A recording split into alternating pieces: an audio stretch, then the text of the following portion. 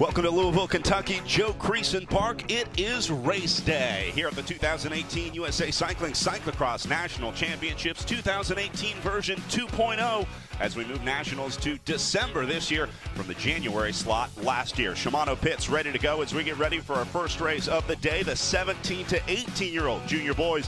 Coming up first, we got a full schedule of racing on tap for you today, including our U23 women, which will also include the junior 17-18 women. Then we'll move into the elite women, followed by the elite men, the final race of the day. Just before 8:30, scheduled start for the 17 to 18-year-old junior riders. They have gotten their call-ups and final instructions and are now slotted in on the front row. This is going to be a good one with a couple big riders to watch out there today. Perfect conditions for the riders, 42 degrees, just a little bit of wind at 7 miles an hour and a few clouds hanging around. Brad Soner here with Tim Johnson and Meredith Miller. Tim, I'm going to start with you. This was really all about the conditions yesterday, and as we watch the junior men getting ready to roll out here, it's going to be very similar to what they saw yesterday. There is so much running on tap for every single rider out there. The pre-ride this morning was not much of a ride. It was more of a pre-run, and a lot of the riders are looking forward to pushing their limits on their feet, not necessarily pushing the pedals, and getting ready for the start. This is so nerve-wracking, getting a chance going for that jersey. You can see the Pan Am champion, the white, that is Magnus Sheffield. Big favorite for today. All right, there they are underway. Junior men 17 to 18 out on course as now we watch the whole shot.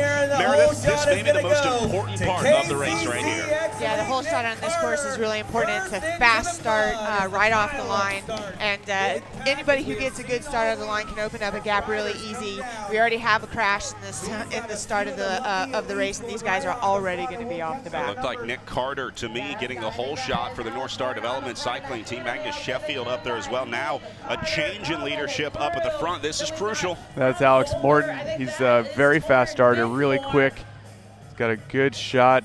Any rider who has a clean, a clean path is definitely at a huge advantage against those stuck in traffic. Really great start. Going good right now. You know, a lot of the riders don't necessarily have a lot of running training, and today it's really going to be a big question mark for a lot of the riders to figure out. A lot of riders already dealing with traffic here. You see a few riders having to grab some brakes. They already had their first big crash of the day as they made the transition from the pavement and then onto the dirt. Let's go back and take a look at that. Meredith, this is really tough. When you're coming in, you lose a lot of speed coming off of that pavement. Yeah, you hit the mud right away, and you know, in your mind, you almost want to hit the brakes because you're seeing these ruts and you don't know exactly what's under that deep mud, and it can be a bit intimidating, and who knows exactly what was going through those riders' minds. But it's not a good feeling when that transition from the pavement into the mud right off, 2 seconds off the start line. Oh, that's not a great way to start the day. There were crashes in quite a few races, including the finish line, and your riders would come across finishing their race and relax for just 1 second, and those ruts would definitely come up and bite them. This is the sand pit that the riders are going through right now because of the rain over the last 36 hours. It's really not that deep, although I am starting to see some ruts here. That left line that the riders are taking was pretty much hard packed yesterday, but now I'm starting to see the wheels dig in. Yeah, yesterday it was hard packed. It was super easy to ride through this. You can see that overnighter this morning, they've raked the sand pit, so it's nice and smooth. They've taken out all the ruts, so now the riders in these early races are going to have to ride those ruts. And again, I'm pretty sure that they're going to be raking the sand before every race, so all the leaders are going to have that issue. Then it's up on to the flyover. Those are your three leaders coming over the flyover now. And Tim, flyover here, not too difficult, just maybe 10 steps. Well, not too difficult by how it looks, but actually to ride it is really tough. It's a steep flyover with a very steep drop-off, so you have to get in your pedals at the top and still make it down. But you can see how tough that corner is. It's a U-turn, big ruts throughout the week, but Sheffield going in for a bike change, and he has Nick Carter and Alex Morton making up that top three. But look at that rut. That is just really tough to get around. And this first part of the course, you're seeing a lot of the riders able to ride. After they go through this first pit and they start to make the descent down onto the back side of the course, that's where we're going to see the riders getting off their bikes and having to run more sections of the course. Riders coming out of the first Shimano pit. It is a dual-sided pit today. And the bikes are actually relatively clean. These are the first guys to get on the course. There was just a little bit of course preview and pre-ride. Oh, Brad, look at that. So that was a very tough section for all the races yesterday. lots of riders in the pre-ride, especially yesterday afternoon, trying to get that figured out, because that is a crux moment in this lap. You come flying down the downhill.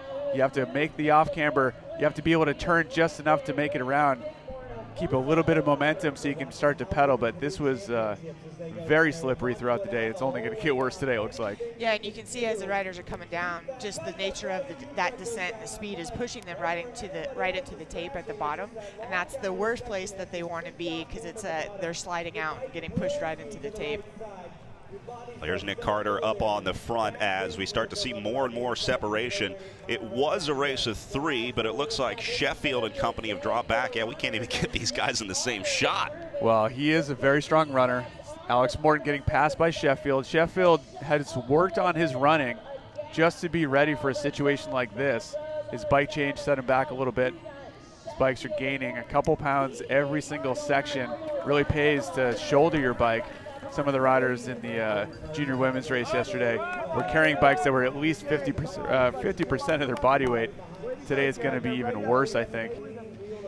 Yeah, yesterday morning and afternoon, the course was a lot stoopier, so the bikes were actually shedding more of the mud, and as the day went on and the mud started to firm up, the bikes were picking up more of that mud, and they definitely were becoming a lot heavier, as I experienced myself in the single speed race yesterday afternoon. And so shouldering a bike that's 5, 6, 7 pounds heavier than what it should be is a really big ask.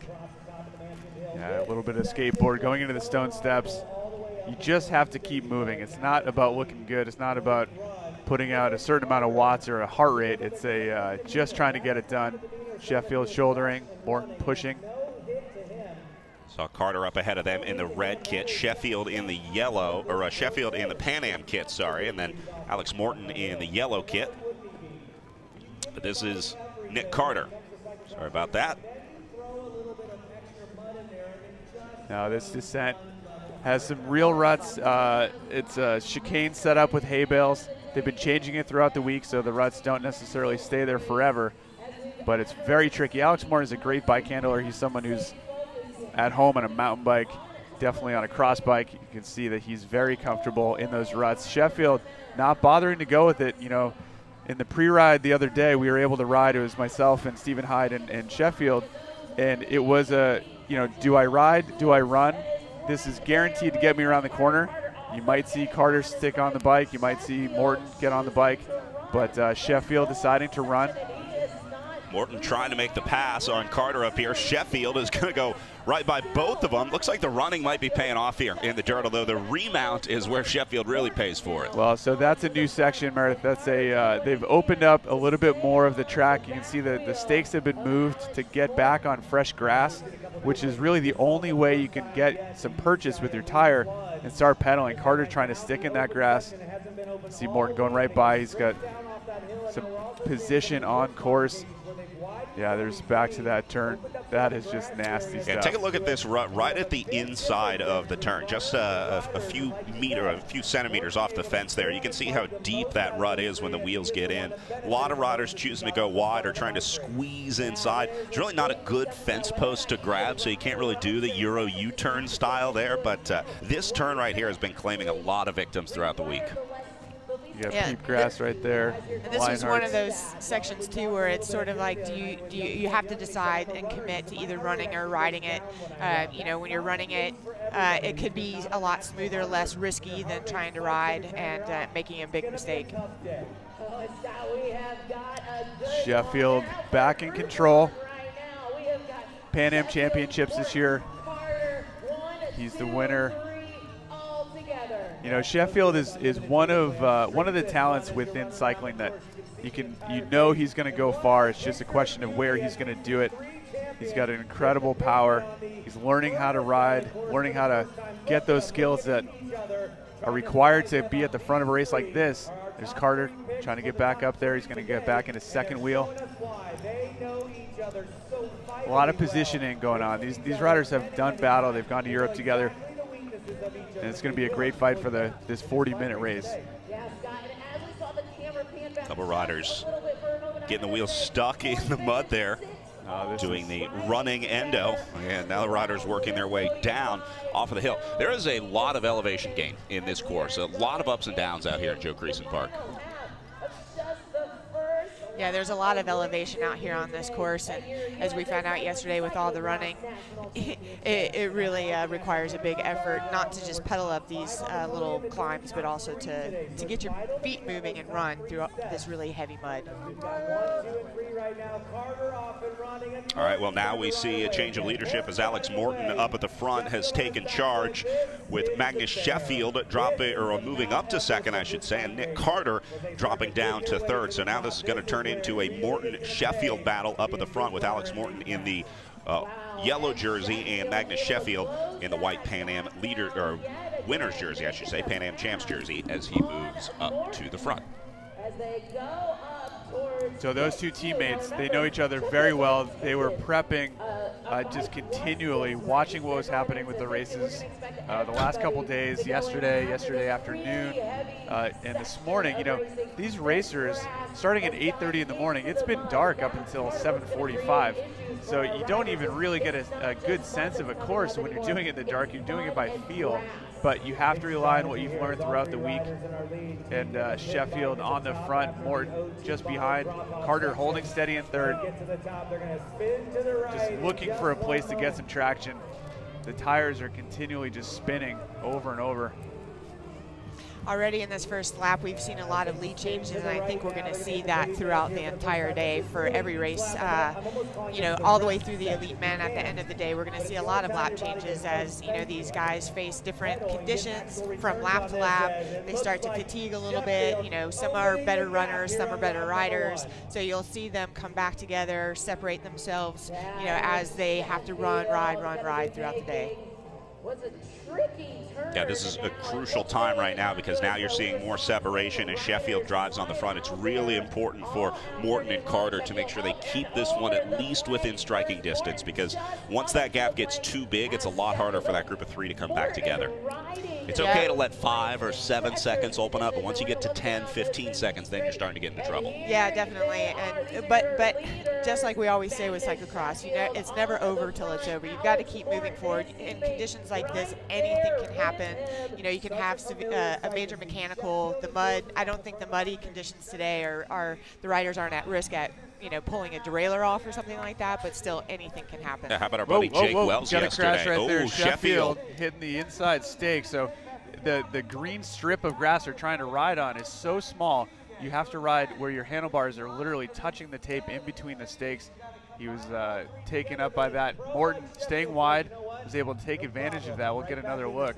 And you can see Sheffield on the front, looking good. His front wheel slips a little bit, has to kick that wooden stake. And those are big. Those are basically a baseball bat jammed in the dirt. So there's a lot of support. So that's not going to feel very good. You know, you could always risk breaking a shifter or a brake lever in this case. But those two riders back together. Carter stuck, looks like a 5-second gap back to him. But that's really the name of the game. You got to be at the front, but not risk so much that you get in trouble. And on a day like this, it's not, again, it's not if, but probably when you make a mistake, how you recover from that mistake. Can you keep your head on straight? Can you get back into a good rhythm? Can you set yourself up so that you're still in control of the bike and you don't start freaking out? Bit of lap traffic working through here. We have that BJC rider, that's Bickmore, Torrin Bickmore in the red. So he's a really good runner. So once we get back onto the backside of the course, but look at that, you can barely go straight. That might be George Peepgrass there in the orange. I think that's going to be Lucas Stierwalt, Lionheart's kit. Okay. Yeah, that's Harrison White. Yeah, anything that's not perfectly flat, slightly uphill is almost impossible to ride. All right, there are your leaders just coming out of the sand pit as a little bit of a pass. Here comes Nick Carter charging through that sand. Good ride through the loose sand for Carter. Yeah, we can see the sand is getting a little bit more packed down. You're finding the right ruts through the sand, and so it's a lot easier to get through it than it was on that first lap. Back up to Morton and Sheffield. You got Stu Thorne there running alongside the two riders. The Cannondale Cyclocross World Devo team is made up of junior and under 23 riders. both boys and girls, that are getting a shot at racing with an incredible level of support. It's a great article in Velo News that came out earlier this week about the program, but it's fun to watch those two riders do battle. And Magnus Sheffield arguably has been winning out of this duel over and over and over again. So Alex Morton has a great chance of using his technical skills over the sheer power of Magnus Sheffield. Oh, these guys trading blows back and forth at the front. This turning into a great race. Passing in the pit, that is not a common occurrence. So those two riders both going for a pit. They share pit support, but yeah, you know, you got to clear your back wheel there. Yeah, sometimes riders will purposefully go into the pit just because it can be a cleaner line. As we can see with these two, it's not a great line going through the pits. It's still a battle trying to find the right rut and the right line through the pit. Yeah, the rule is if you go into the pit, you do have to take a bike. You can't just ride through the pit. Or put your foot down. Right. And that's totally fine. But the person in green, pit support staff, that's Lane Marr, one of our junior riders now in the under-23s, 5th place at the World Championships in the junior race. He's actually working the pits. He's recovering from a broken collarbone. So he's helping out his buddies here, watching them both go for the gold. Morton, leg out, trying to get some traction, sideways the whole time. Carter really pushing it into the tape. And the danger here is you get caught in the tape. That is just a risk you got to take if you want to get back up to the front, but it will bite you. All right, as they work their way through that very tricky downhill, 1, 2, and 3 battling for the podium. Want to bring in a special guest joining us here in the booth who is going to have a big impact on cyclocross over the next few years, as we are joined by the new cyclocross manager at USA Cycling, Mr. Jesse Anthony. Jesse, good morning. Good morning, Brad. Great to be here. So, Jesse, tell me a little bit about your new position, coming on to USA Cycling, helping to sort of steer cyclocross in the coming years, both grassroots all the way up to elites. Tell me a little bit about the new position. Yeah, so USA Cycling is really committed to supporting the energy that we have behind cyclocross. The sport is really spread out across the country in the last few years in a big way, and USA Cycling takes note of that and understands the importance that cyclocross has within the whole cycling ecosystem. So they brought me on board to manage the sport, and that's everything from elite athletics to grassroots racing and rider development. So this is a nice kind of return to cross for you. You were a longtime cross racer. Really, a lot of your start in racing was on the cross bike. Yeah, I started cross racing when I was 13, and I grew up in the sport, and I've always had a love for it, so it's really good to be back. Hit the ground running day one. What's on your radar? I mean, what's on the agenda for the first year in office? Well, watching these races has been awesome. I was out yesterday for the junior 15-16 races and then the collegiate relay. So seeing a lot of the young talent and how big the fields were was really awesome. So that's the first thing I put my finger on. All right, on the junior races earlier in the week, had incredible turnout as well with our junior age category races. And then, yeah, as we get closer to the elites, the fields have been incredible. And the talent pipeline is there as well, Jesse. I mean, we're seeing incredible talent in the younger ranks. Really exciting for the next 5-7 years as those riders make their way into U23s and elites. Absolutely. This trio up front in the junior 17-18 race is awesome. See Magnus Sheffield, a new talent to cycling come in, and he's showing some really good decision making out there. Obviously, a lot of strength. Alex Morton is riding really well, and then Nick Carter, also a relatively new guy to cycling. And to see these guys out here, all three at the front, and giving each other a run for their money, this is really cool to see. A lot of big stars here this weekend in Louisville, both in our junior ranks and the elites, and they're going to be under the watchful eye of Jesse Anthony as they make their way to our American World Championship, which is coming soon. I know it. So, Jesse, thank you so much for being here. Thanks for taking the job, and look forward to seeing what you do. Absolutely. Thanks for having me. Yeah, bringing it right back to the race. You've got Sheffield with a solid gap right now over Alex Morton, but Morton is really stuck and committed to staying on his bike. He is an incredibly good bike handler. Carter also handling that downhill turn really well. Morton slipping out a little bit, but you see Sheffield relying on his run to get it done. He's been pushing the pace. That last couple minutes where you had Jesse on as a guest was almost all uphill. It's either running uphill or riding uphill. And Sheffield showed that he is very, very strong, and that's where he's getting the separation. While the riding sections like this, Carter showing very good skills and taking that gap back. He's already caught Alex Morton here, and he still wants to get back up to Sheffield and White, who is now starting to climb back out of the bowl. Just to bring this back to having Jesse here, talking about previous national championships.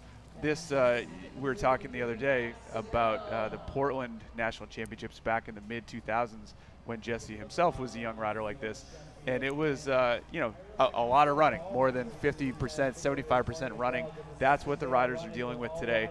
Earlier this week, you could ride, you had the feeling of speed, you had traction, you were able to pedal. Now it is just a sufferfest where you have to be able to run to get this win. It's like Morton catching Sheffield once again. Absolutely, Tim. And I was just thinking as I watched the first lap of this race, how much decision making is going to be a massive factor here. Strength obviously comes into play, skills come into play, but it's really a lot of the mental decision making that's going to meter your effort, that's going to give you 2 seconds here, 3 seconds there. Jesse, were you a runner or a rider? I was both. I definitely did a lot of running training, thanks to my coach, Mark McCormick, at the time. Oh, yeah? And that won me a national championship at least one time was having the running in my toolbox.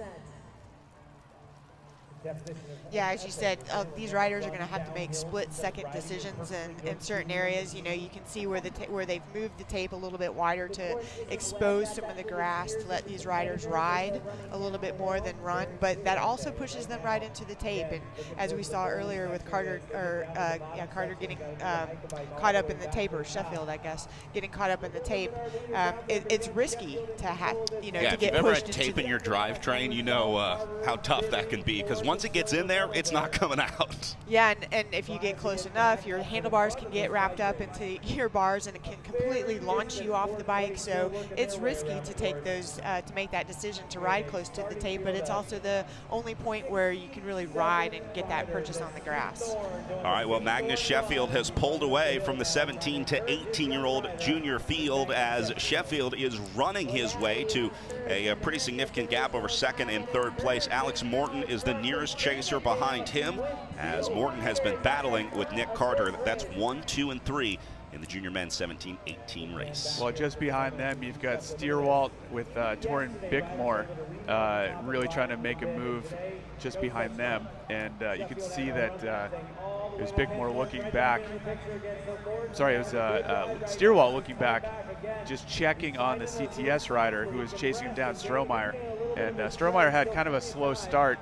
Looks like he's getting this course figured out a little bit better, finding his running legs, and he's starting to make a move. Podium here is a big deal, especially if you're a first-year junior, but this will cap off a junior career by getting a chance to get that jersey.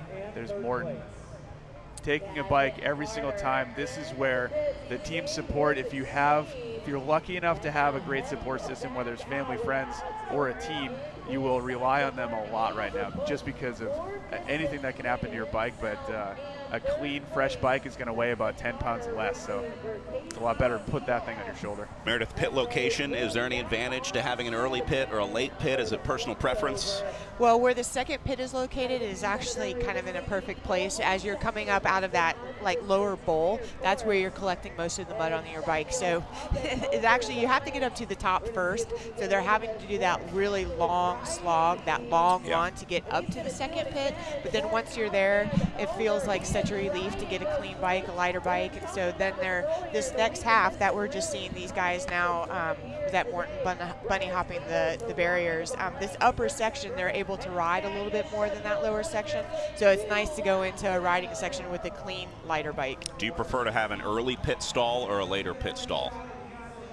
Would you rather take the bike when you enter the pit or when you leave the pit? In the second pit, I would probably say later, because if you come in early and get a clean bike, because the pit is so messy, by the time you come out, your bike's already going to be dirty. Spend as little time as possible on the new bike. Although these guys are taking they're in the front of the pit, so they're taking a bike pretty early as they come up to the top of that. So actually, I think the second pit might be a little bit of a cleaner run out of it, whereas the first pit, as we saw earlier in the lap, these two guys were really struggling to get to the end of the pit to get their bikes. Here comes Alex Morton starting to surge up and getting up onto the wheel of Magnus Sheffield up there. Morton in the yellow, Sheffield in that white kit.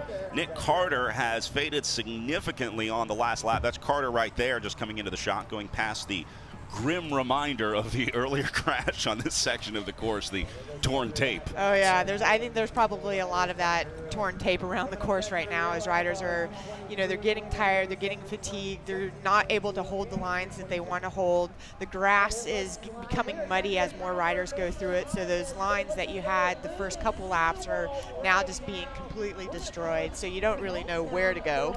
Yeah, so Meredith, we just talked a minute ago about decision making. And Alex Morton, now in second place, saw Magnus Sheffield riding away and established his first significant gap of the race. He took a risk and bunny hopped these barriers, which I can promise you, in this kind of mud, that is an extremely big risk. Yeah. But as you saw, Brad, he closed the gap right up to Magnus Sheffield, and that is the kind of risk that second place has to take. You're right, and I think the difference between Sheffield and Morton right now is I think we're seeing that Morton is probably a better technical rider. So on the upper section where he's able to stay on the bike, keep riding, he's able to close that gap, whereas maybe on the lower sections where Sheffield is a better runner, that's where he's opening up that gap a little bit more. So we're going to see that kind of yo-yoing effect, I think, all the way through the closing laps into the finish. Yes, and again, as we mentioned, I keep going back to decision making. You mentioned how Alex Morton is better technically, and when you watch him, you can see he's a little smoother, a little bit more comfortable, but he has made a few bad decisions that cost him, and Sheffield is getting away because of that. Well, just watching those guys go over the barriers a few seconds ago, he was insisting on the ability to bunny hop just because he hates running. And you pin yourself with a certain amount of skill sets, and if you don't want to be a runner, you can really you can do a good job of avoiding it, but it's working out for him. He's very strong. He looks solid, like you say, and I'm actually surprised to see him with Sheffield at this point in the race really going toe to toe like this, just because of how many times Sheffield has showed that he is the strongest junior in America right now. But Morton, he's got a great opportunity to get that jersey. Both riders going to go into the Shimano pits here. Definitely see the strength of Sheffield, but Morton is riding a very smart race, and he's managing it, as Tim, you've talked about a lot, managing your race. Alex Morton is managing his effort and his race the best he can. Those guys exchanging bikes at the end of the pit down there. The pit's starting to get really muddy. You can see this part of the pit is right by the bike wash, so all that runoff is starting to go into the pit stalls. Yesterday, the faster line might have been through the pit because it was a little less torn up, but I think now that all that runoff from the power washers has made its way in, you don't want to be in the pit any longer than you need to be. And Brad, look at this shot. So this is that downhill, big off camber. One more time, see how it goes. It is an absolute crapshoot every single time. The one-legged pedaling from Morton, trying to stay upright. Both riders going through clean. Really probably the best out of anyone so far. They have definitely learned their lessons from those earlier laps. Really looking clean around that corner. Yeah, I think they controlled their speed just a little bit more so that they didn't get pushed too low down into the tape. And they cleaned that corner with no problems. Everyone talks about sending it. You are not going to send it on that corner and get away with it. You will definitely pay the price. We just saw another great decision by Alex Morton. He unclipped, swung his foot around before the corner, was able to carry his momentum onto the feet while he started running, whereas Sheffield stayed in the pedals a little longer, and it just cost him a half a second. But Meredith and Tim, we both know those all add up. Yeah, on this course, you have to make those decisions really quick. You have to get off your bike and start running before the mud and the slippery sections slow you down just that half second. It does make a big difference time and time again. This course is trying to stop you the whole way around. There is no free speed here. Oh, these conditions. That earlier shot of the pits with the spray in the air, the mechanics running to the power washer. This kind of stuff is just awesome, and really this is a classic example of what cyclocross can be. So often we see it 30 miles an hour on a bone dry course, just curving through some grass field. To be able to do this and watch how tough it is even to run is we've got a great course here. Yeah, this is about as good as it gets. And the mud in the United States is really unique. We have some European viewers watching today as we're broadcasting with our friends on GCN and a few other outlets across the world. The amateurs get a chance to ride these courses for the week before the elite races. So they really started racing on Tuesday of this week, and then by the time the elites get to the course on Sunday afternoon, there will have been thousands of laps turned on this course. So that really digs up the mud, makes the mud a lot deeper than we see in other parts of the world. So by the time the elites take to the course, it's usually pretty rough out there. Well, rough is an understatement. When usually you get to a cross race and you can kind of see the green grass and then the brown line where people have been riding. The last couple days, it has been literally from tape to tape, side to side, all brown. Every single square inch of this course has been ridden by someone's tires, and if not once, about 1,000 times. We've got Morton going for a pass. Sheffield hopping off his bike, slipping out, trying to get some some steady foot plants. It's really tough. I mean, watching that, you see Morton not giving an inch. Sheffield going back around, dragging his bike. Morton getting on his bike earlier, trying to ride right past Sheffield, but Sheffield running right through on the racing line. And this goes back to the discussion, do you run it or do you ride it? As it seems like Morton is trying to ride as much as he can.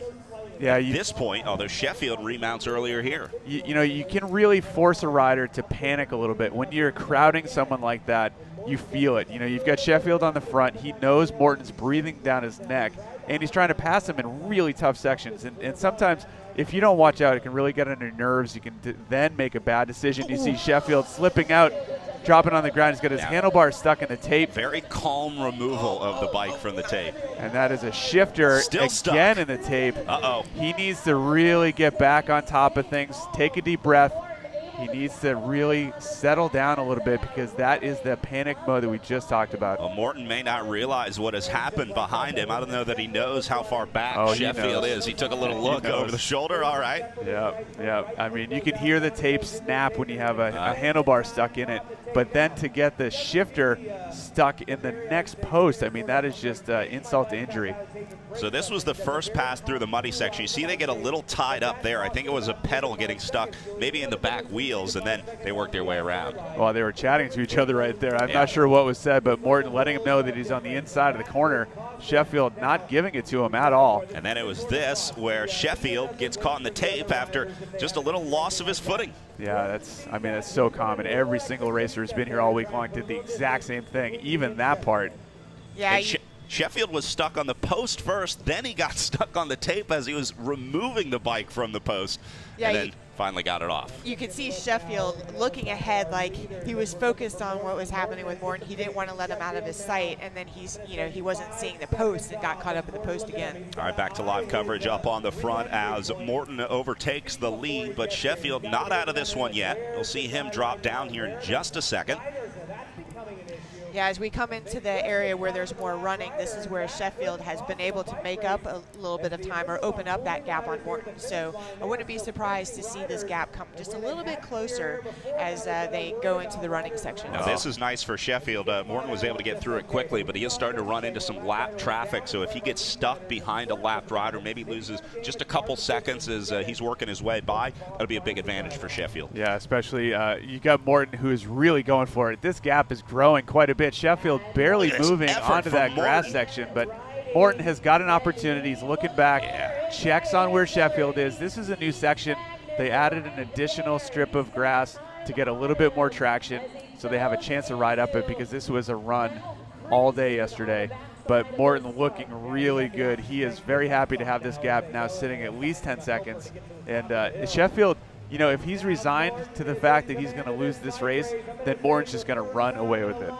Yeah, and this is where Morton, he sees that little bit of a gap, and maybe the lap before on this section he was feeling fatigued and feeling like his feet were super heavy. He just got a little extra ounce of energy. I mean, we're just seeing Sheffield come into the screen now, and so Morton knows that he has to put everything into it now. He's going to see one lap to go when they get back to the top. This is the last tough section on the course itself. There's a paved section and then the barriers, but this is the big test. So seeing that gap where it is right now, Sheffield is going to have an incredibly difficult move to get back, but it looks like he's hurting right now. He's hunched over a little bit. Your low back is just screaming in pain. You are totally, totally blown out. Sheffield really needs to get back on track to get that gap back down. I think the more Sheffield can ride, the better. He is the reigning junior time trial national champion in the 15-16 age category, so he knows how to put in a good, long, sustained effort, although I don't know how much good that's going to do you on a cross course like this. Now, this is really not everything to do with pedaling. It is an all-encompassing race right now. You have to be able to run. You have to be able to ride. You have to be able to pick a line. you have to be able to stay out of trouble. You know, you're talking about decision making, and you're seeing a great example of that right now. Morton going for the bunny hop. He's going to make it over clean, hitting both. You know, you tap the tires on top almost like you're checking your position, making sure you can get up and over. But Morton is an incredibly good bike handler. That was a very risky move once again, and to see him take that risk while having a substantial lead, that was impressive.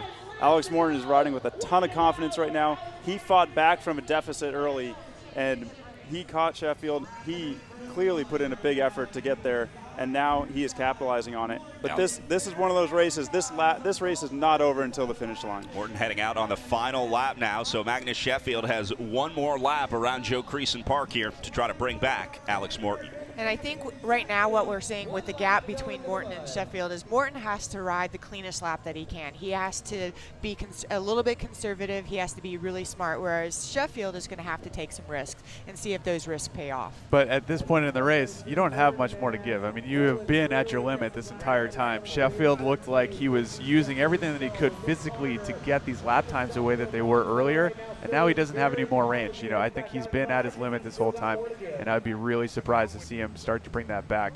Morton's really running just an incredibly tight race right now. Want to run down through some top 10 standings where you're talking a lot about Alex Morton and Magnus Sheffield up at the front. Nick Carter holding on to third place out there. Lucas Stierwald of the Lionhearts Junior Racing Team up into fourth place. Jared Scott sitting in fifth place right now. Andrew Strohmeyer in sixth. Ryder Utrecht for the Top Club team sitting in seventh place. Harrison White for Cyclocross World Squad in eighth place. Dylan McNeil in ninth.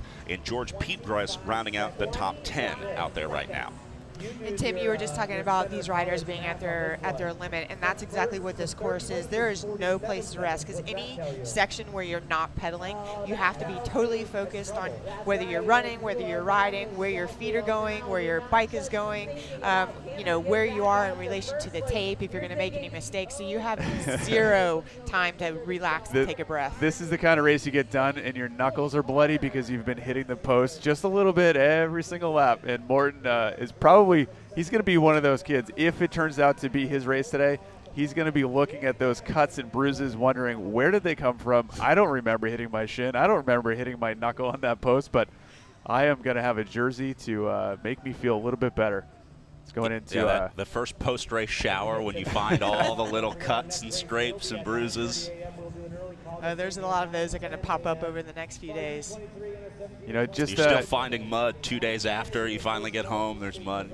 You look at everybody's ears and you can tell, oh, you missed your ears in the shower. That earlier shot we saw at the finish line, those riders on the side of the course are being pulled because of the 80% rule. So they're wanting to give our leader, Alex Morton here, a clean shot at the race course. So they're pulling riders that have been gapped off so much.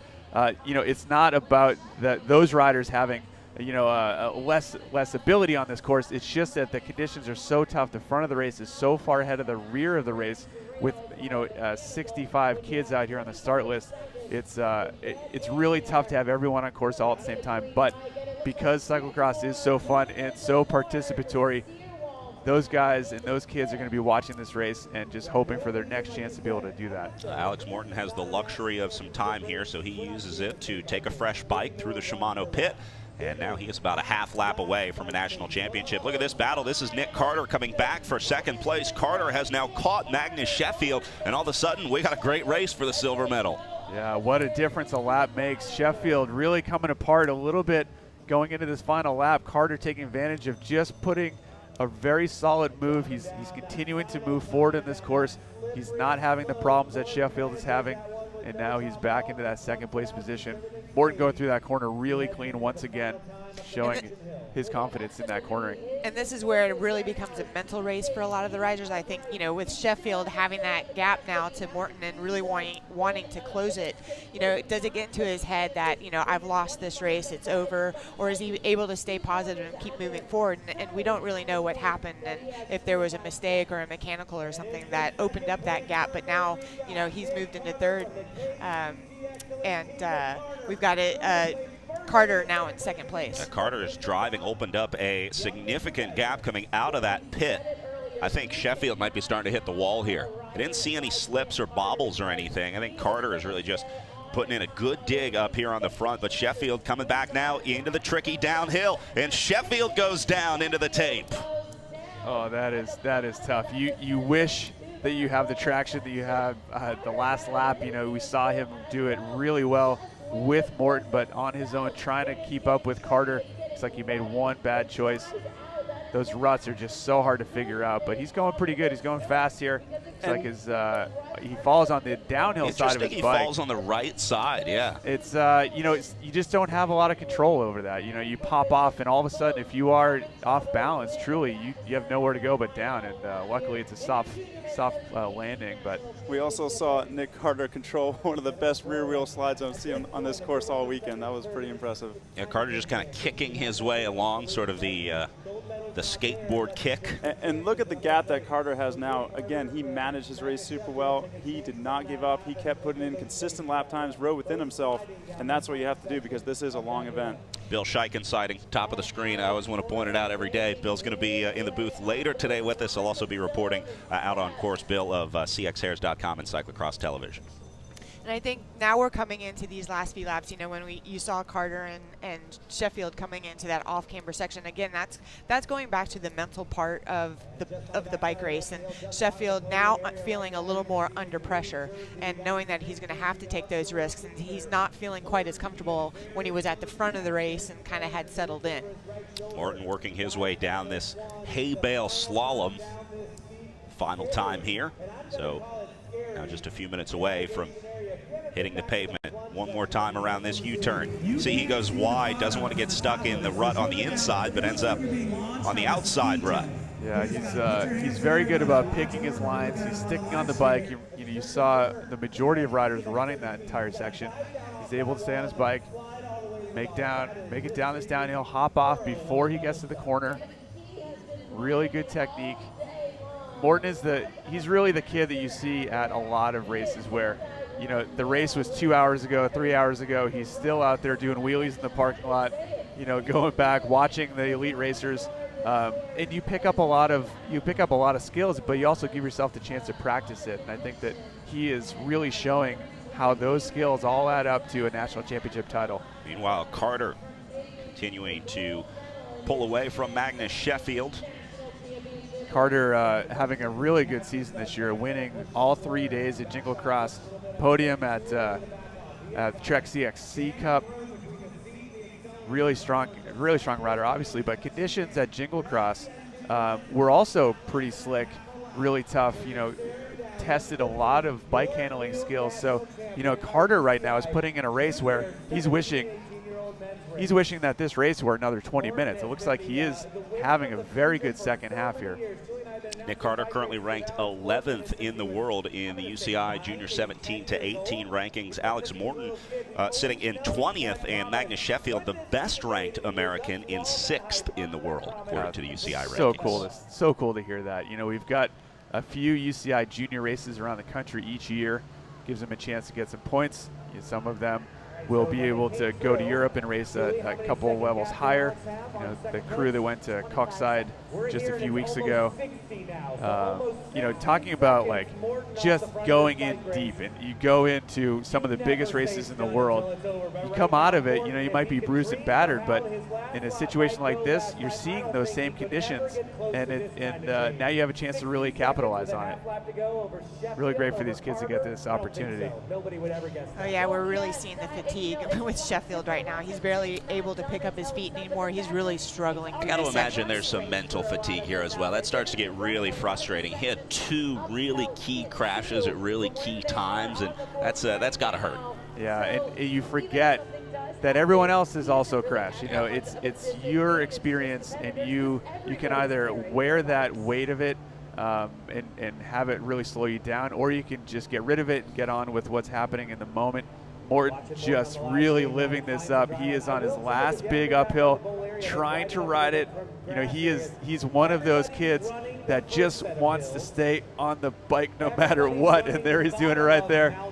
A little bit of a breather, downhill ever so slightly, back up towards the pit, off his bike. Yeah, Morton really doesn't need to ride this much of the course, but even if he does go down, he's still got a pretty comfortable gap back to Nick Carter. Yeah, and this is the last big push for Morton right now.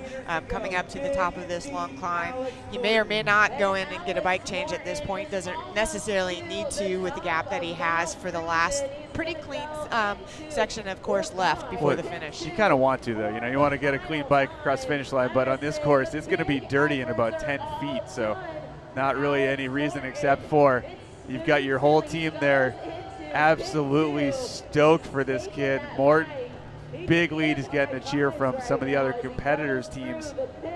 Morton looking good still. One last time through the Shimano pits, and Alex Morton going to try to keep a clean bike across the line, as he is now just a couple minutes away from a junior 17-18 men's national championship. Yeah, talk about getting this such a big high. Looking back, no one behind you. This little tough corner on pavement, nerve-wracking in and of itself. But now when you've got a lead like that, look at that. No one around here. You know, he's all alone. He doesn't realize he's on camera right now. He's not even in the finish straight. Yeah, this is not the finishing pavement section. He's still got to get across the barriers. He's got that left-hand turn, but I think he's starting to realize now that there is a Stars and Stripes jersey in his future. Nick Carter into the pits, pushing to the top of the hill, grabbing a bike. He's going to be on his bike shortly. Alex Morton at the barriers right now, so we got to get a shot of that as he goes across the finish line. But Morton will be raising his arms very, very soon. Carter out of the Shimano pits. Magnus Sheffield not even in sight. There he is. And coming now, into that straightaway, Brad. All over the road as he celebrates. He is excited. And he deserved this one. A great ride for Alex Morton today, the junior men's 17 to 18-year-old national champion. To have that time to recognize and experience it and celebrate it. Wow. So cool. So much goes into these races for these kids. I mean, it is just such an opportunity to be out there on the start line. His dad right there, Big Alex. Really happy for his son. Carter sprinting into the final section. Every one of these kids, whether they win their first place or in the middle or at the back, everyone has just got so much invested into this start and finish. A hug from the fan club, and we're going to try and get Alex Morton into the booth with us here. High fives all around first. I don't know if there's ever a win that's more special when you've had to make an effort like that. You know, some races, all races are hard, right? But there's hard and there's hard. And I would say today was hard. And when you win a race like this and you've made mistakes and you've overcome them and you come out on top, that's the best feeling. Nick Carter with a respectable second place today. A great ride for Carter, as he'll have a silver medal coming his way this afternoon. And a great second half of the race. He put together lap after lap where he was able to make time up on Sheffield, get closer to Alex, giving him a big hug here. Just off his bike a second ago, the first thing he does is go over to the rider who was able to beat him today. They're all going to watch for Sheffield to come across the line. If he's still in third position, we'll get a look at that as soon as we can. But what a finish! And that's just proof that, you know, anything can happen in cross. You just got to keep your head on straight. You got to keep moving forward, and he did exactly that and was able to take the silver medal today. Magnus Sheffield cleaning off the Pan Am stripes as he hands some high fives out to the crowd. Third place in the junior men's field. Sheffield disappointed, I think, in not getting the jersey, but I think happy with being able to survive this course. He's had a lot of success this year, a lot of expectations that, you know, rightly or wrong, are put on a rider who's been able to win so much leading into a national championship title. But, you know, being on the podium with two riders who are obviously so talented and skilled in different ways, you know, that's the thing where a course, it can be different every single year. Last year we were at altitude on a dry course and really tough. Yeah, last year in Reno, it was just all about speed and power. A little different here in Louisville. It's about technique, bike handling, and really just who makes the fewest mistakes out there. Still waiting on top 5 to come in. Gives you a pretty good idea of how strong these guys were up at the front. Just over 48 minutes of racing. These guys were scheduled for 40, and as always, you have that tough line of do you go a few minutes over or a few minutes under. I think they were actually pretty close to right on 40 minutes for the leaders. All right, so as these riders continue to roll in, we'll keep our eye on the top 10 for junior 17, 18 riders rolling through. We're going to take a short break. When we come back, we'll take a look at the rest of the finishers and get ready for U23 women coming up next. We can tell you that coming up next is our U23 women, our 17 to 22-year-old women. There will be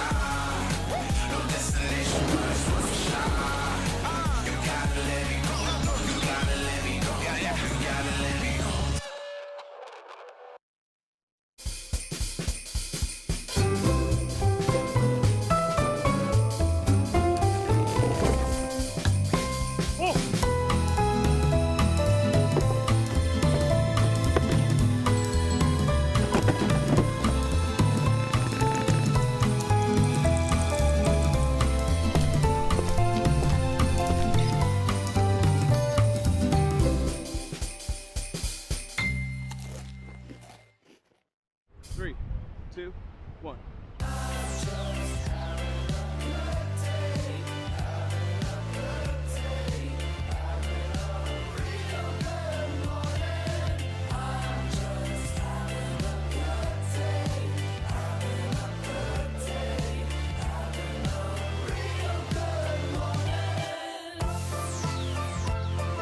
If you're not here, you're missing out. Plan your weekend getaway at KentuckyTourism.com.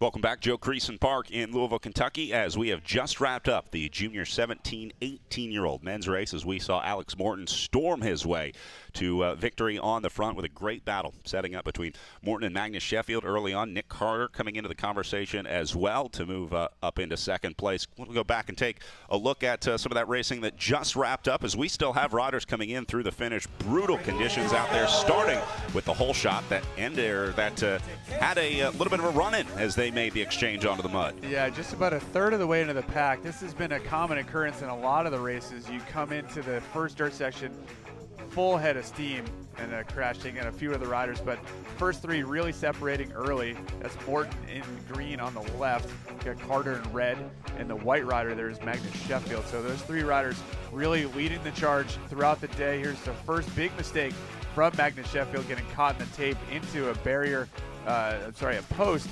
Morton taking advantage. Sheffield was able to get back to that wheel of Morton.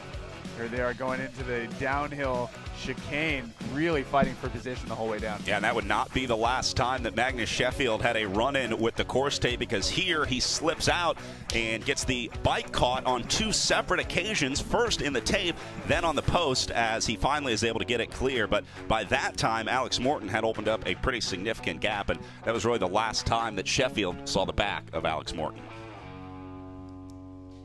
And then the solo ride for Alex Morton across the line as we saw him celebrating early on, realizing in the last maybe 700-800 meters that he had this one locked up, as we're being joined in the booth by our race winner today, Alex Morton, with the fresh mud still on your face. First of all, Alex, congratulations. Thank you. Huge win for you. Thank Take you. me through the conditions out there. It is muddy, to say the least. Yeah.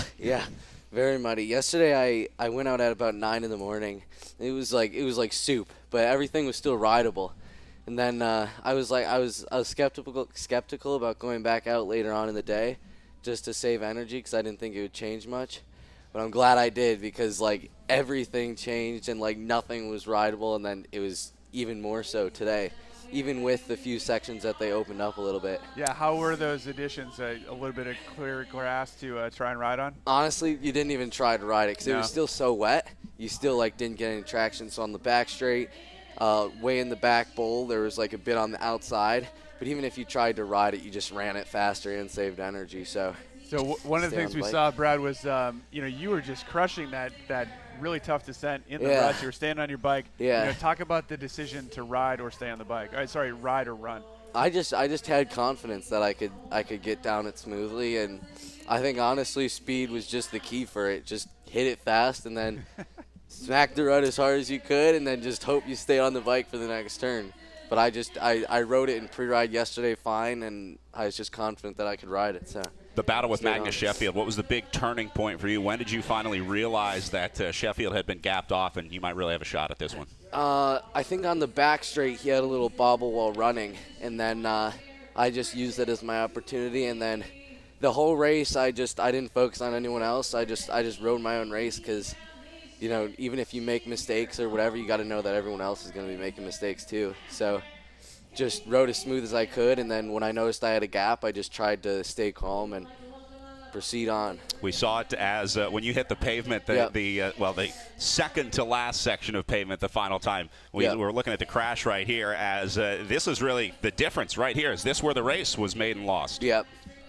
So what was going through your mind on that last lap? You knew you had a pretty good gap. Were you telling yourself you needed to play it a little more conservative, or were you willing to take those risks to maintain that gap? Well, you always want to keep pushing the pace just in case if you do have a mechanical or anything like that. So I didn't know. You never know what's going to happen in the mud. I could fall and break my derailleur and have to keep running or something like that. So I just made sure I pushed it hard enough so that I could try and keep opening a gap without, risking making mistakes. Were you wiping mud or tears out of your eyes there as you were More approaching so the tears. More so tears, yep. Hey, you were so impressive. You held it together. You made really great decisions out there. You rode with the maturity that I think, in conditions like this, it's really testing. So thank you. Huge congratulations from all of us. Thank you. Alex Morton, your 17 to 18-year-old junior men's national champion. Alex, congratulations. Looking forward to seeing you in that Stars and Stripes jersey. Thank you. Me too. All right, well, a big win for Alex and an impressive race in the junior men's 17 to 18-year-old field. U20. And joining him on the podium in your silver medal position, racing out of Minneapolis, Minnesota for the KCCX Elite Cyclocross team, Nick Carter.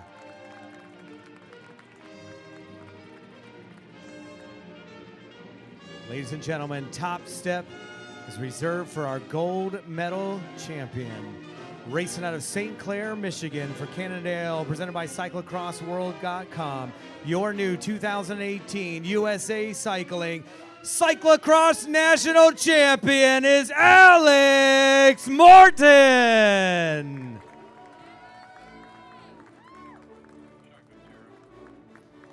Young Alex makes his way up to the top step of that podium. He will be donning your new leader's jersey in the red, white, and blue, representing our country in our junior men's 17 and 18-year-olds.